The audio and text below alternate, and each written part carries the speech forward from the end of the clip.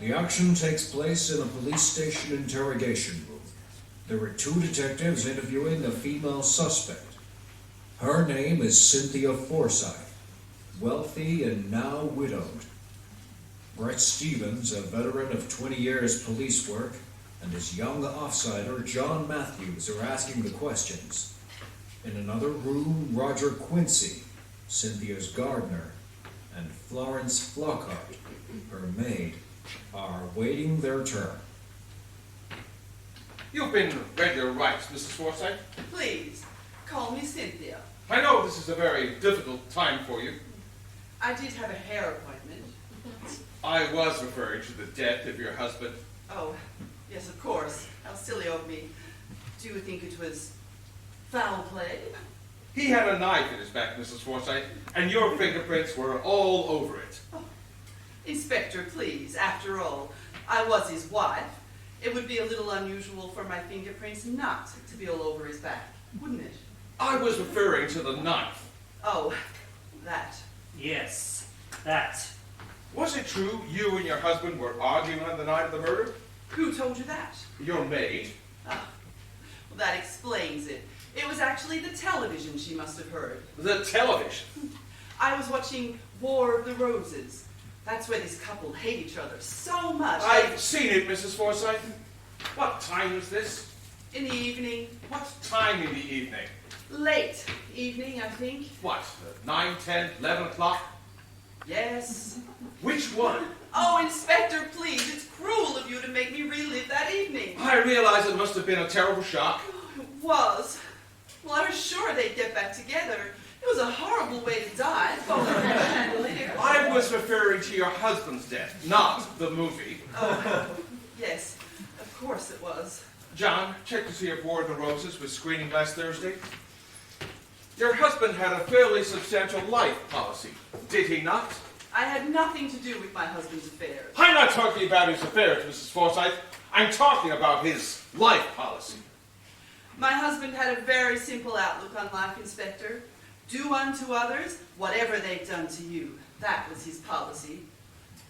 It's not here, Inspector. It was on cable. There's something I should tell you, Mrs. Forsyth. Oh, feel free, Inspector. Sometimes it helps to get things off your chest. You are number one on our list. Oh, that's very kind of you, Inspector. I promise I'll do my very best to uphold that position. It's not here, Inspector. Oh, of course, I remember now. It was on video. Well, you can check with the store. It was, Flick's video shop. Call him, please, John. If there's something you're covering up, now would be a good time to tell me about it. Inspector, aren't we getting a little personal? It's hard not to have a wrinkle at my age. I was referring to your husband. He had the occasional pimple.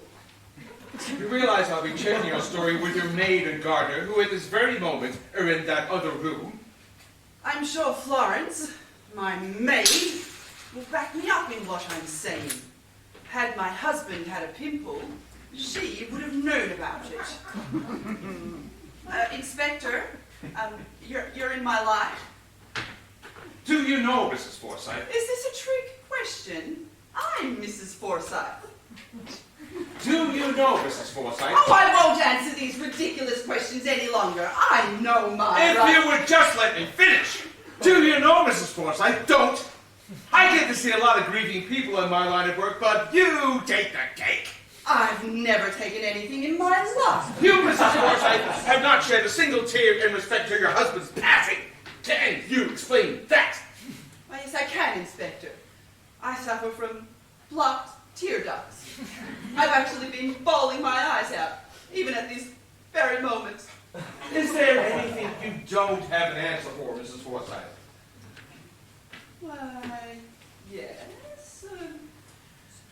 The theory of natural selection as against the change within a species to another species through evolution. Flick's video have no record of her ever hiring War of the Roses, Inspector. Oh, how silly of me. It wasn't Flick's video store. Oh, no, you can never get a new release there. It was, downtown video shop. That was it. Check on her, would you, John? Oh, and I'd like you to check with Mrs. Forsyth's doctor. Doctor?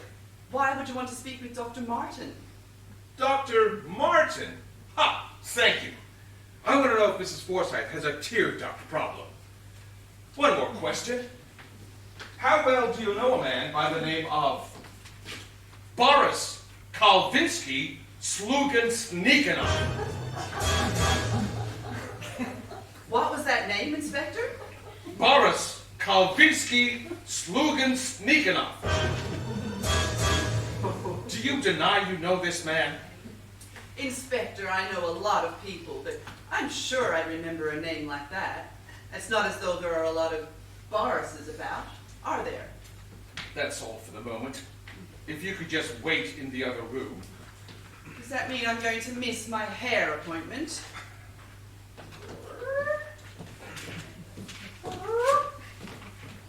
What do you think about Mrs. Cynthia Forsyth? Do you think she's hiding more than her wrinkles? I get the impression she's avoiding my questions. Maybe so. But there's only one problem. Her husband was killed by a left-handed person, owing to the angle of the knife in relation to the clavicle and scapula compared to the thoracic column, right? So? You remember the lipstick? Shocker, the color. When I threw it to her, she caught it in her right hand. What are you trying to get at? Well, it seems pretty obvious. Now, that- stop right there. How long has the force been with you? Don't you mean how long have I been with the force? Oh, whatever. About 5 years? Do you know how long I've been doing this job? 20 years? 20 years. And if there's one word that you're going to have to eliminate from your vocabulary, it's... What did you say again? I said it seems pretty obvious. That's the word. Pretty. This ain't a pretty business. Keep dialing. I'll get the bait.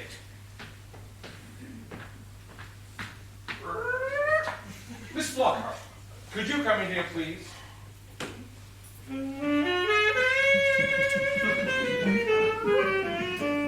Now, Miss Flockhart, if you could just answer a few simple questions. I'm Inspector Stevens, and this is my junior assistant, Inspector Matthews. Nice to see you both again. We've met. I met Inspector Matthews some months ago when he was investigating a robbery at Mr. and Mrs. Forsyth's home. But I feel I know you from a past life. Maybe the city of Toy? Right. Of course. Now that you come to mention it, I do vaguely remember your face. I'm sure whatever we had then was great, but we have to move on, don't we? You mentioned to the officer attending the murder scene that you heard Mr. and Mrs. Forsyth arguing the night he died. Is that correct? Yes, that's right. What were they arguing about? Something about money. Go on. Mr. Forsyth said, you won't be happy until you get it all. Really? What was Mrs. Forsyth's reply? Something like, that's right, and I'm not going to wait for it either. Then what? Then I heard the sound of crashing furniture. A bit like somebody being stabbed in the back. And falling onto a mahogany desk, knocking a reading lamp over, and then falling face down over a two-drawer filing cabinet.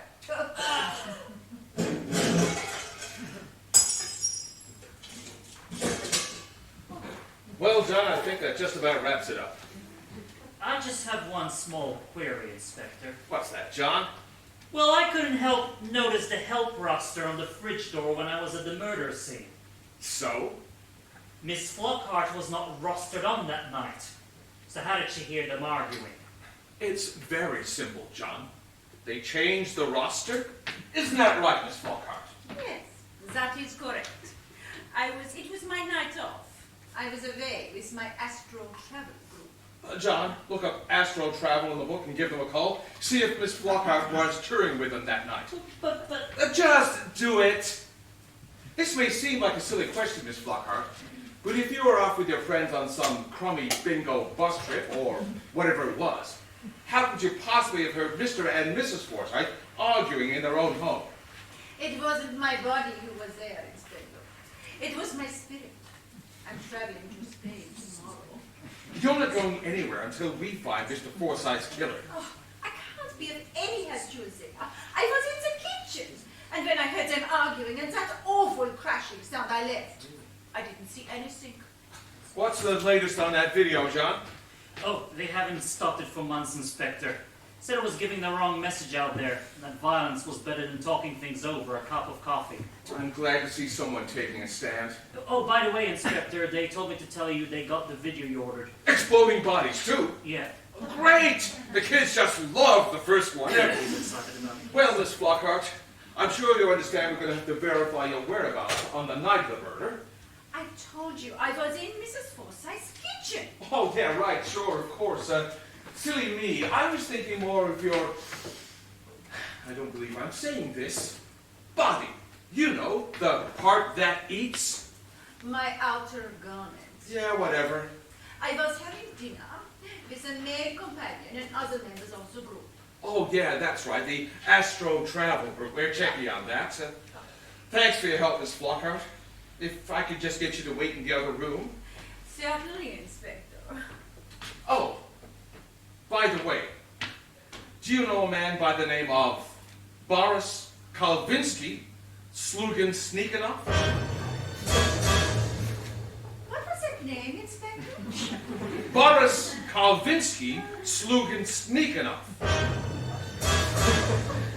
No, Inspector, I'm sorry. I'm sure I would have remembered such a person had I met him. I mean, Kalvinsky isn't a very common name, is it? Thank you. For nothing. What do you think? I think she's not who she says she is. Did you recognize the perfume she was wearing? It's Cosmic Collection 301. So? Well, it costs $1,000 per fluid ounce, duty-free. It's made from an extremely rare exotic wildflower found in the high Andes. Take her about 6 months to save enough money to buy herself a bottle. Assuming she's on a ward mate's pay. She was also wearing a designer label jacket in last season's style and color. So? So, if she can afford that perfume and designer labels, she should be able to afford this season's outfit. Are you thinking what I'm thinking? I don't know. What are you thinking? I was thinking that, The maid, the maid. at some stage, Some stage. had money, Money. which has suddenly dried up. Dried up. I mean, it's only theory. What do you think? I think you're on the right track. Now, what we need to do is find out how she got that money and why it suddenly stopped. Why do I think Mrs. Forsyth's gardener can clear a lot of this up? I don't know. Why? Exactly. Get him in it, will you, John?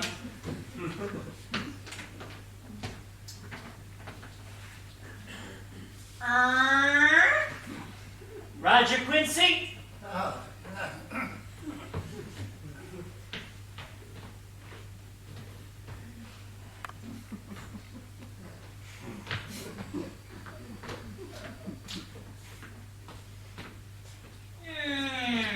I'm Inspector Stevens, and this is my junior trainee probationary assistant, Inspector Matthews. You're the gardener at Mr. and Mrs. Forsyth's home, is that correct? Yes, sir. On that terrible night when Mr. Forsyth was murdered, what were you doing in the evening? What time of evening? Sort of mid to late.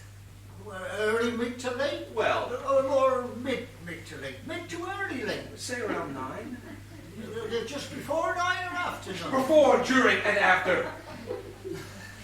I remember exactly, because it were a full moon. I was sitting with Lily by the pond watching the cat jump fish. Don't you mean you were sitting by the lily pond watching the catfish jump? No, sir, no. Lily's Mrs. Forsyth's Persian cat. She follows me everywhere. One of her favourite pastimes is to sit by that pond and jump from one side to the other. Scarce I picked out of those catfish, I can tell you. You live in a room at attached to the garden shed, is that right? Oh, yes, sir. Nothing fancy, mind you. Just a chair, table, and a bed. No running water. Oh, yes, sir. I am pleased to hear that. Yes, when it rains, the water runs down the walls all the time. It's very restful. Did you see or hear anything odd that evening? Oh, now that you mention it, I was lying on the grass near the pond, staring at the moon. As I sat up, I saw the figure of a person through the kitchen window. Then I heard a sound like someone being stabbed in the back, crashing down on a mahogany desk and knocking a reading lamp over, and then falling face down onto a two-drawer filing cabinet.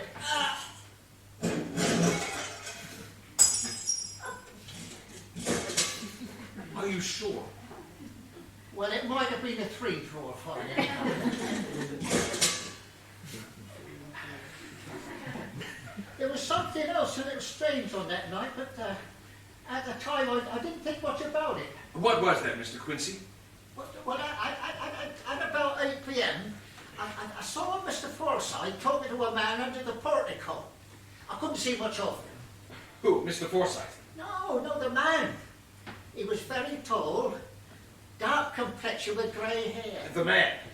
No, Mr. Forsyth. I couldn't get a good look at the man. It was all very creepy. Oh, scary, huh? No, he was standing behind a climbing geranium. You know, a creeper. Can you give us some sort of description so we know what we're looking for? Well, I'll try. It's a green leafy plant with large flowers coming out the side. I was referring to the man. Could it have been the same person you saw through the kitchen window? No, definitely not. How can you be so sure? The person I saw in the kitchen was Florence the maid. Well, John, I think that wraps it up. We have our murderer. You don't know how much help you've been, Mr. Quincy. You see, the maid told us some cock and bull story about her being somewhere else that evening. She's mixed up with some weird travel group. What's that travel group, John? Astro. Astro Travel, that's it. Seems she goes visiting without leaving home. Yes, I know she's into some weird stuff. We don't really have a lot to do with each other. It's pretty scary, some of the stuff people are into these days. You're certain it was the maid in the kitchen? Well, I wasn't the only one to see her. Oh, so we have a corroborating witness, do we? Excellent. I'll need a written statement from both of you. No, that's impossible. She doesn't write. Oh, no matter. A verbal statement will be fine. Lily won't talk to anyone but me. Oh, really? We have ways, you know. Inspector, please, you can do anything you like to me, but don't you hurt an innocent cat. Cat? Lily, Mrs. Forsyth's cat. We often have little talks in between fish jumping. Thanks for your help, Mr. Quincy. Just before you go, what does the name Boris Kalvinsky Slugan Snikanov mean to you? What was her name, Inspector? Boris Kalvinsky Slugan Snikanov!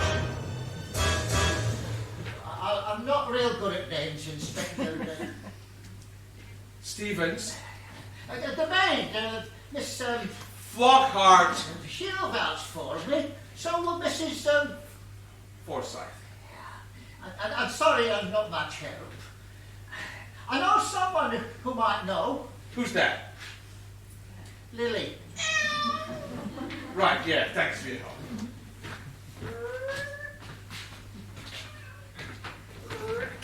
Great. Great.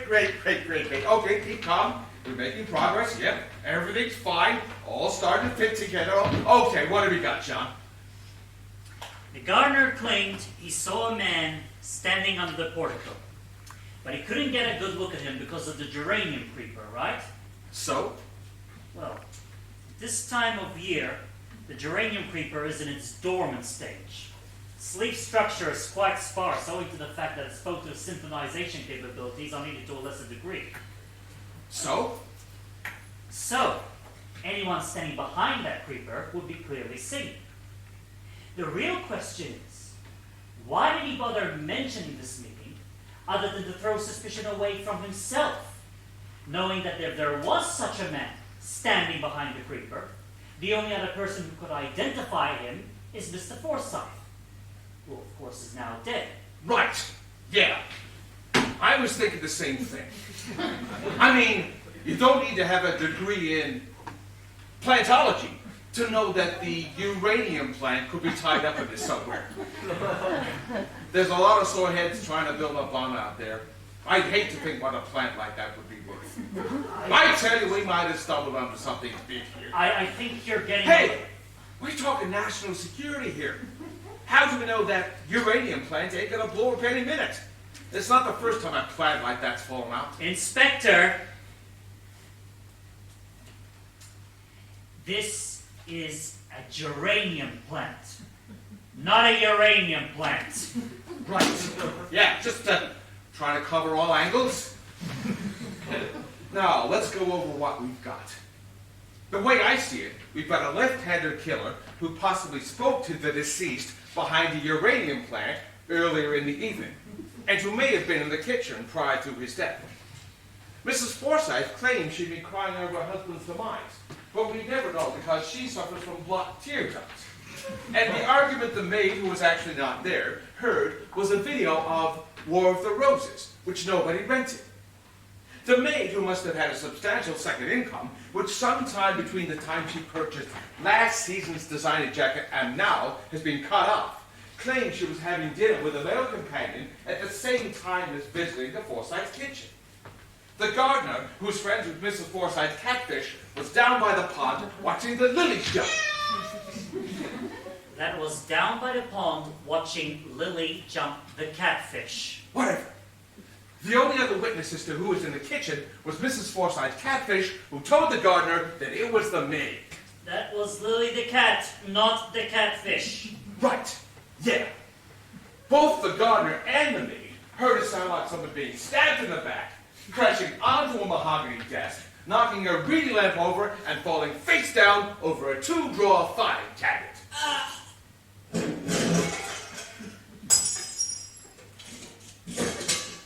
Am I missing something here? The gardener claimed he was laying on his back by the pond, staring up at the moon, when something made him sit up. That's when he saw the maid in the kitchen, right?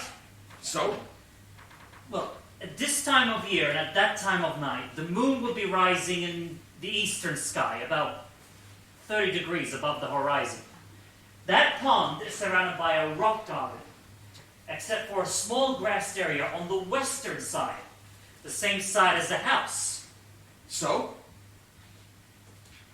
To see the moon lying on your back, you would need to be positioned with your head due west and your feet due east, not allowing for magnetic variation. That being said, it will be impossible to sit up and see someone in the kitchen. I was thinking the same thing. Moon blindness, right?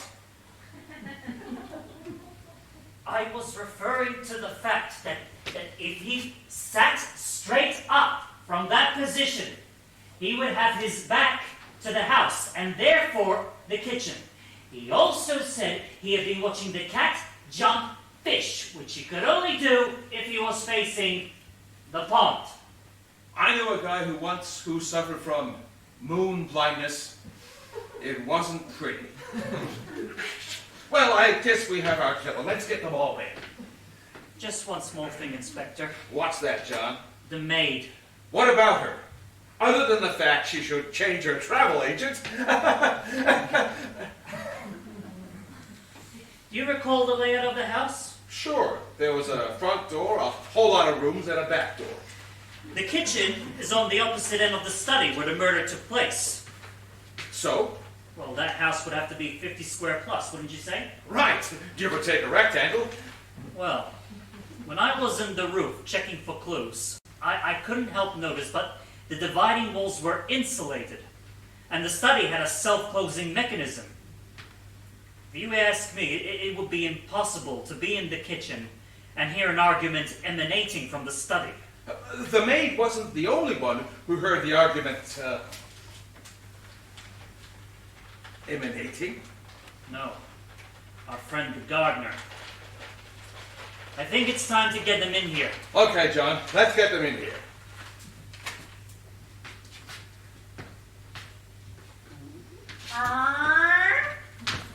You can come in now.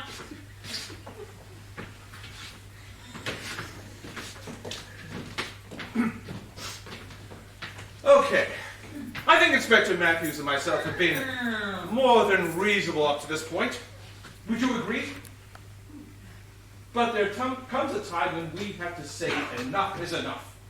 This murder was planned with military precision. It could only have been committed by someone with a thorough knowledge of police proceedings. There were no fingerprints in that room other than yours, Mrs. Forsyth. No sign of forced entry and no sign of a struggle.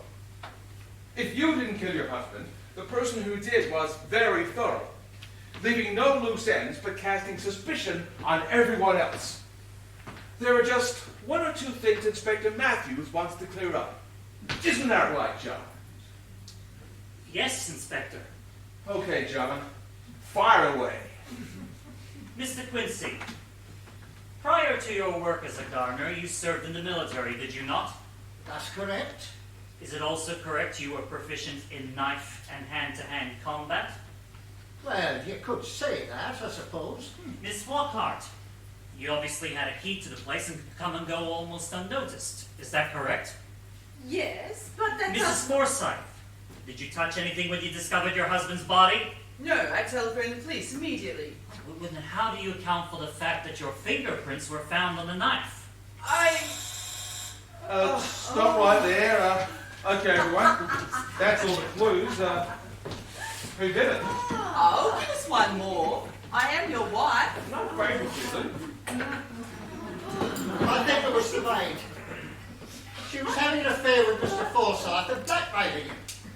He told her he wasn't going to pay for any more designer jackets, so she killed him. I did not. I think it was the gardener. Mr. Forsyth wouldn't fix his leaky roof, so he stabbed him. Oh, get out. I enjoyed listening to the water trickling down the walls. No. It was me. I found out my husband was having an affair with the maid and decided to get rid of him and keep the insurance money. Oh, can you have more than one murderer? I'll just look in the rules. Because if you can, I'm going to say the gardener, Mrs. Forsyth. Why? They were having an affair. The old man found out, threatened to change his will, so they killed him before he could. Nah, sorry. You can only pick one. Oh. Oh, what do you think, darling? Well, this is only a stab in the dark. No pun intended. I think Mr. Forsyth was being blackmailed. Who by? Someone who knew he'd had an affair with the maid. With me. Yeah. How did the blackmailer find out? Well, perhaps he'd had the house under surveillance in respect to another matter, such as a robbery he was asked to investigate. Perhaps he saw more than he should have and took the opportunity to make a little extra money. When Mr. Forsyth decided he wasn't going to pay him anymore, he killed him. I think this is yours.